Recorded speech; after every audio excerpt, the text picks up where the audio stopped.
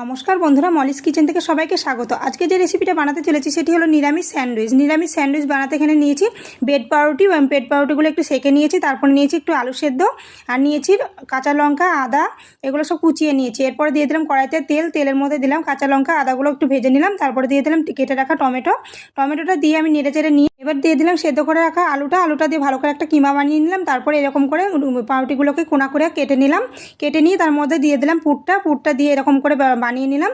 এরপর আমি একটু বেসন নিয়েছি, বেসনের মধ্যে দিলাম স্বাদ মতো লবণ, হলুদ আর একটু বেকিং সোডা, এটা দিয়ে ভালো করে মেখে নিলাম। মেখে নিয়ে এরকম একটা ব্যাটার তৈরি করে ব্যাটারের মধ্যে দিয়ে আমি এরকম স্যান্ডউইচগুলো ভেজে নেব। এই নিরামিষ স্যান্ডউইচটা খেতে কিন্তু দারুণ লাগে, আর সন্ধ্যাবেলায় টিফিনে কিংবা সকালের টিফিনেও রাখতে পারেন, দারুণ লাগবে খেতে।